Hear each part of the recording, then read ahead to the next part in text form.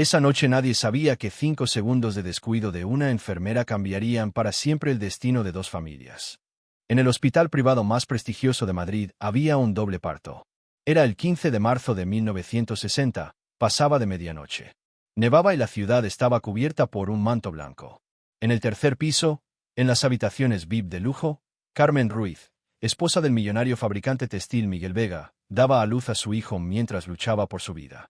La mujer sufría grandes dolores durante el parto, su pulso se aceleraba. Al mismo tiempo, en el servicio general del sótano del hospital, María, esposa de José el encargado de limpieza, también se retorcía en dolores de parto. Junto a la pobre mujer solo estaba su esposo José, apretando sus manos y consolándola. No tengas miedo, María, todo saldrá bien. El doctor Fernando esa noche tenía que supervisar ambos partos. Era el único en el hospital porque los otros doctores no habían podido llegar debido a la tormenta de nieve. El experimentado doctor de 45 años corría arriba y abajo, yendo y viniendo entre las 2 familias. A las 2:30 de la madrugada las cosas se complicaron. En la familia rica surgió una gran complicación. Carmen Ruiz estaba perdiendo sangre de forma descontrolada durante el parto. La vida de la mujer estaba en peligro. El doctor Fernando, empapado en sudor, gritó en pánico a la enfermera Isabel. «Isabel, lleva inmediatamente a los 2 bebés a la unidad de neonatos. Me quedo aquí para tratar de salvar la vida de la madre». La enfermera Isabel estaba en su tercer turno esa noche. La joven enfermera de 28 años había trabajado 3 noches seguidas, tenía los ojos rojos y las manos le temblaban de cansancio. En estrés y pánico, tomó a los 2 bebés en sus brazos. Ambos eran varones, ambos pesaban aproximadamente lo mismo, alrededor de 3.200 gramos. Ambos parecían sanos, lloraban. Mientras Cera corría por el pasillo oscuro hacia la unidad de neonatos, llegó ese momento fatídico. Tenía en sus brazos al bebé tomado de la habitación de lujo del piso superior y al bebé de la familia pobre del sótano, pero ya no podía distinguir cuál era cuál. Su mente se había confundido por el cansancio y el estrés. Cuando resbaló en el pasillo, uno de los bebés se movió en sus brazos. El pequeño bebé no se cayó, pero cambió de posición en el regazo de Cera. El bebé comenzó a llorar. Cera trató de calmarlo en pánico. Pero en ese momento se dio cuenta de algo terrible. Había olvidado cuál venía de la familia rica y cuál de la familia pobre. «Dios mío, ¿qué hago ahora?», pensó para sus adentros. Su corazón latía como si fuera a salirse. El grito del doctor Kemal llegaba desde el piso superior. «Cera, date prisa». La vida de la mujer estaba en peligro, no había tiempo que perder. En ese momento, Cera cometió el mayor error de su vida. Sin estar segura, adivinando, entregó los bebés a las familias. El bebé de la familia rica fue con la familia pobre, y el bebé de la familia pobre fue con la familia rica. Este error cambiaría para siempre el destino de 2 familias. Cuando amaneció, el doctor Kemal había logrado salvar la vida de Aysean. Mehmet Bey puso felizmente a su hijo el nombre de Alejandro. «Escuché este nombre durante un viaje de negocios en Barcelona. Me gustó mucho», le dijo a su esposa. La familia pobre del sótano solo pudo llamar Ali, a su hijo. Hassan rezó: «Ojalá este hijo nuestro sea nuestro orgullo». Nadie sabía que en realidad, el niño al que pusieron el nombre de Alejandro tenía como verdadera familia a esa pareja pobre del sótano. El niño al que llamaron Ali era en realidad el hijo de la familia millonaria. La enfermera Cera no pudo contarle este secreto a nadie. Durante 63 años vivió sola con su conciencia, cada noche pensaba en ese momento y no podía dormir. Pero el destino aún no había completado su plan. ¿Por qué Alejandro, creciendo en la riqueza, siempre quería ayudar a los pobres? Como si una voz interior le susurrara constantemente: «Ellos son tu verdadera familia». Alejandro, de 10 años, crecía en las mansiones de 3 pisos de Las Rozas, uno de los barrios más selectos de Madrid. El jardín de la mansión era enorme y cada habitación estaba amueblada con muebles de lujo. Miguel Vega quería lo mejor para su hijo: profesor privado de inglés, clases de piano, curso de natación, deportes ecuestres. La habitación de Alejandro estaba llena de juguetes, caros coches de juguete, trenes, robots. Sin embargo, el pequeño Alejandro constantemente exhibía comportamientos incomprensibles para su familia. Cuando su padre le compraba caros coches de juguete traídos de Italia, él siempre se los daba a los hijos de don José, el jardinero. «Papá, estos juguetes son demasiados. Ellos también tienen derecho», decía con ojos inocentes. Miguel Vega lo atribuía a la ingenuidad infantil, pensando para sus adentros. Este niño tiene un corazón muy compasivo. Será una buena persona cuando crezca. El hábito más extraño de Alejandro era no querer dormir en su lujosa habitación con araña de cristal y alfombras persas. Él prefería pasar tiempo en la casita del jardinero. Iba donde María, esposa de don José, y preguntaba: «Señora María, ¿me haría también esa tortilla española? La que hace mi madre no queda tan buena». María se sorprendía cada vez. No entendía por qué este niño rico constantemente venía hacia ellos, porque prefería su comida. «Alejandrito, ve con tu madre. Ella te alimenta mejor», decía. Pero Alejandro insistía: «No, señora María, me siento más cómodo con ustedes». El evento más extraño e incomprensible era este. Alejandro siempre decía mientras comía con su familia: «Me siento como un extraño en esta familia». Estas palabras entristecían mucho a Miguel Vega y Carmen Ruiz. Incluso cuando llevaron a su hijo al psicólogo, decía las mismas cosas, como si mi verdadera familia viviera en otro lugar. La psicóloga doctora Elena había dicho: «El niño tiene confusión de identidad. Es normal a esta edad, pasará cuando crezca. Muestren mucho amor y paciencia». Pero estos sentimientos de Alejandro nunca pasaron. En el mismo periodo, en el barrio de Vallecas, en el otro lado de la ciudad, crecía Diego. Diego, hijo del encargado de limpieza José, que vivía en un pequeño piso de 2 habitaciones, constantemente soñaba en grande a pesar de la situación económica de su familia. «Papá, cuando crezca voy a ser un gran empresario. También tendremos una casa bonita», decía con determinación. José y María, que habían migrado de un pueblo de Andalucía a Madrid, se miraban sorprendidos. ¿De dónde sacaba este niño esa ambición, esos grandes sueños? Diego constantemente decía: «No puedo quedarme en esta situación. Seguramente encontraré una manera». En la escuela primaria del barrio, Diego era mucho más exitoso que todos los niños de su clase en matemáticas e inglés. Su maestra Carmen constantemente lo elogiaba: «Este niño tiene una inteligencia especial. Sin importar la situación familiar, este niño definitivamente debe ser apoyado». Cuando Diego llegaba a casa, le decía a su padre José: «Papá, tú me enseñaste a leer y escribir. Pero siento como si ya supiera estas cosas de antes». José se sorprendía con estas palabras. La coincidencia más interesante y que señalaba el destino era esta: Diego y Alejandro no solo tenían la misma edad, sino que también crecían con la misma altura y peso. Ambos habían nacido el 1 de marzo de 1960, ambos habían venido al mundo a la misma hora. Y lo más importante, ambos tenían una marca de nacimiento en forma de luna creciente en el mismo lugar de sus hombros izquierdos. Cuando Alejandro preguntó a su madre: «Mamá, ¿de dónde viene esta marca?», Carmen Ruiz respondió: «La tienes desde que naciste, hijo, es una marca de nacimiento». Cuando Diego hizo la misma pregunta a su padre, José respondió: «Dios te creó así, hijo mío». Ninguno de los dos sabía que esa marca de luna creciente sería la pista más importante que los llevaría a la verdad. El destino ya había comenzado a dar sus señales. Alejandro, de 25 años, mientras dirigía la empresa de su padre, crecía la inquietud en su interior. Se sentía como si estuviera viviendo la vida equivocada. En el mismo periodo, Ali había dejado el trabajo de limpieza y había establecido un pequeño negocio. Cuando sus caminos se cruzaron. En el otoño de 1985, Alejandro, de 25 años, era subdirector general de la fábrica textil de su padre.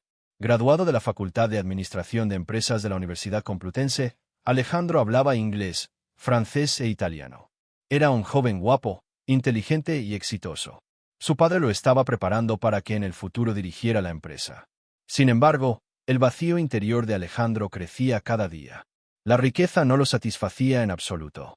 Cuando iba a la fábrica cada mañana en su Mercedes-Benz, al ver a los trabajadores y pobres en las calles de Madrid, le dolía el pecho. «¿Por qué yo tengo suerte y ellos no?», pensaba constantemente.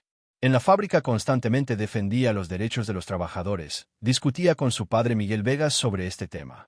«Papá, debemos pagar más salario a los trabajadores. Con este dinero no les alcanza para sus familias», decía. Miguel Vega, sin embargo, se oponía. «Alejandro, eres demasiado blando. El mundo empresarial no es así, hay competencia». Alejandro no escuchaba. Había comenzado a dar becas a los hijos de los trabajadores de la fábrica. Los ayudaba descontando de su propio salario. «Estos niños también tienen derecho a la educación», decía. En esos días venía Diego, de 25 años, dueño de una pequeña empresa que proporcionaba servicios de limpieza a la fábrica. Diego había dejado el trabajo de limpieza de su padre y había establecido su propio negocio. Trabajaba solo con un equipo de 5 personas, pero era muy ambicioso, tenía grandes sueños. Cuando Alejandro vio a Diego por primera vez, experimentó una sensación extraña. Se sentía como si lo conociera. Este hombre me resulta muy familiar, había pensado para sus adentros. Diego también experimentó el mismo sentimiento cuando lo vio. Su corazón se aceleró. Cuando empezaron a hablar, se dieron cuenta de que tenían muchos puntos en común. A ambos les gustaban las mismas películas, disfrutaban de la misma música, incluso preferían las mismas comidas. Extraño, pensaban ambos. Un día, mientras Diego trabajaba con las mangas arremangadas, Alejandro notó la marca en forma de luna creciente en su hombro izquierdo. «¿Tú también tienes una marca de luna creciente en el hombro izquierdo?», había preguntado con asombro. Diego también se sorprendió. «¿Tú también la tienes?», había dicho. Alejandro se abrió la camisa para mostrar. La misma marca, el mismo tamaño, en el mismo lugar. «Esta es una coincidencia increíble», había dicho Diego. «Exactamente igual». Desde ese día se hicieron amigos íntimos. Alejandro comenzó a visitar a la familia de Diego. La familia de Diego quería mucho a Alejandro. Don José constantemente decía a su esposa María: «Este chico me resulta muy familiar», como si lo conociera de toda la vida. El evento más extraño era este: cuando Alejandro hablaba con María, la madre de Diego, la mujer comenzaba a llorar sin razón. «No sé, pero cuando miro a este chico me duele el pecho, se me llenan los ojos. Como si fuera mi hijo», le decía a José. «Estás hablando tonterías», decía José, pero él también sentía las mismas cosas. Diego también experimentaba lo contrario.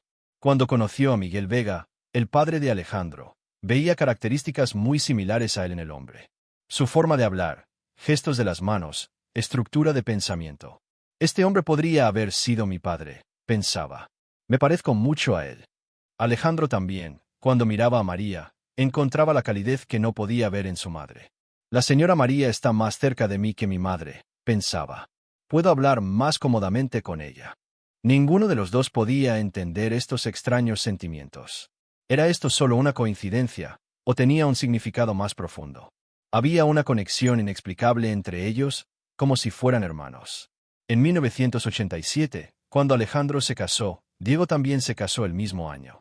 Las bodas de ambos coincidieron en el mismo mes.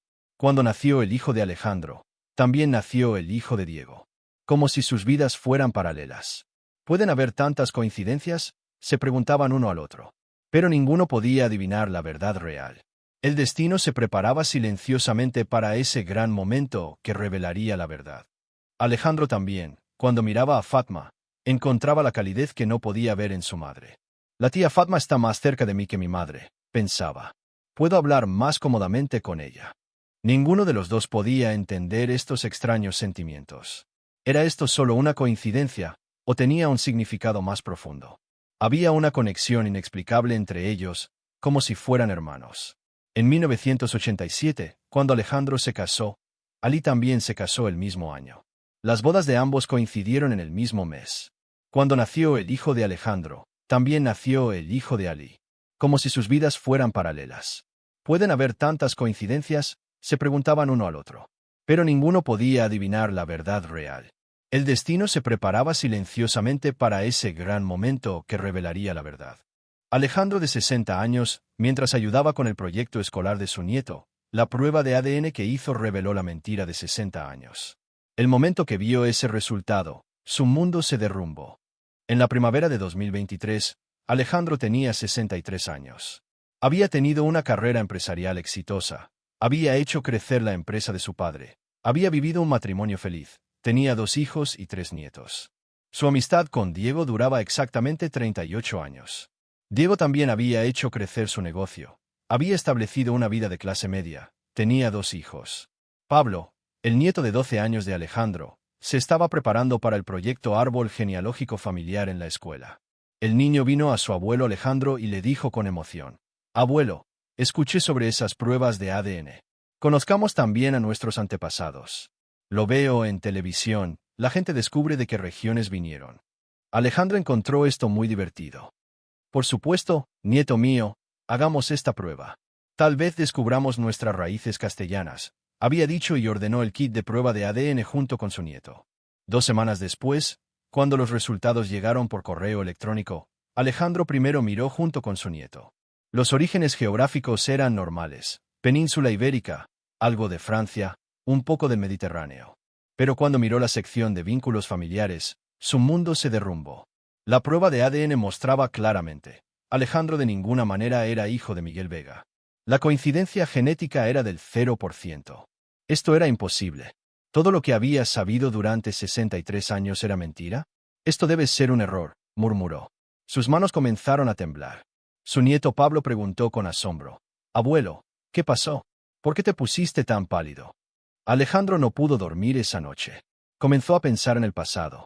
Esa sensación de extrañeza que había sentido desde la infancia, su constante atracción hacia los pobres, la cercanía que sentía al hablar con la señora María. ¿Acaso todas estas cosas tenían una explicación? Al día siguiente llamó a Diego y le contó la situación. Diego también se quedó en shock. ¿Cómo puede ser esto? Había dicho. Tú también hazte una prueba de ADN. Veamos, dijo Alejandro. Y también toma muestras de tu familia. De tu madre, la señora María, y tu padre, don José. Diego también decidió hacerse la prueba inmediatamente. Esta vez no solo probó su propio ADN, sino que también probó el ADN de su madre y padre. Alejandro hizo lo mismo. Junto con las muestras tomadas de su propia sangre, también tomó muestras de don José y la señora María. Los resultados que llegaron 2 semanas después sacudieron el mundo de todos. Los resultados eran tan claros que no dejaban lugar a ninguna duda. Alejandro era el verdadero hijo de don José y la señora María con un 99,9% de certeza. Diego era el verdadero hijo de Miguel Vega con un 99,9% de certeza. Tan pronto como Alejandro vio el resultado, sus rodillas comenzaron a temblar, se desplomó en el sillón. Había vivido en la familia equivocada durante 63 años. La señora María que siempre había amado y con la que siempre se había sentido cercano era realmente su madre. Don José era realmente su padre. Diego también experimentó el mismo shock. Entonces yo era el hijo de la familia rica, murmuraba.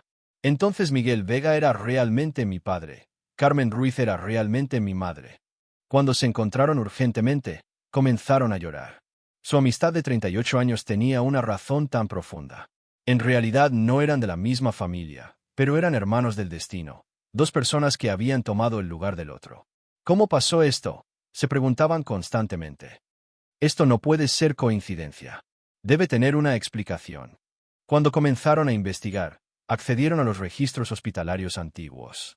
Encontraron la lista de enfermeras que trabajaban esa noche en 1960. Entre los nombres estaba Isabel Morales, que aún vivía a los 90 años. Cuando visitaron a la anciana, Isabel ya era muy mayor, su memoria era débil. Pero tan pronto como los vio, comenzó a llorar. Ustedes son esos bebés, había murmurado. Señora Isabel, ¿qué pasó esa noche? Por favor trate de recordar, le habían suplicado. La anciana comenzó a contar con voz temblorosa. Esa noche estaba muy cansada. Era mi tercer turno. Había 2 bebés, uno de la familia rica, uno de la familia pobre. Mientras corría por el pasillo, los confundí, me confundí sobre cuál era cuál.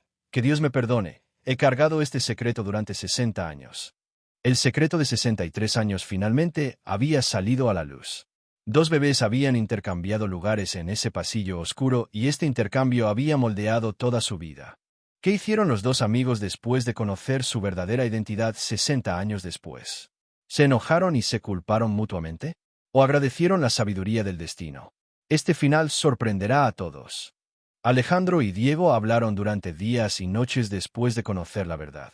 Después de superar el shock inicial, comenzaron a revisar sus pasados. Volvieron a analizar sus 63 años de vida. Alejandro habló pensativamente. Hermano Diego, ahora todo encaja. Aunque crecí en una familia rica, nunca pude ser como ellos. Siempre quise ayudar a los pobres, siempre busqué la justicia, siempre me puse del lado de los trabajadores. Porque mi corazón conocía a mi verdadera familia. Mi sangre, mis genes me atraían hacia mi verdadero origen. Diego también respondió tomando una respiración profunda. Yo también viví exactamente lo contrario. Crecí en una familia pobre pero siempre tuve la ambición de hacer grandes cosas, siempre apunté a la riqueza. Como si una voz interior me dijera, puedes hacer cosas más grandes, este es tu derecho. Porque la herencia de mis genes era así.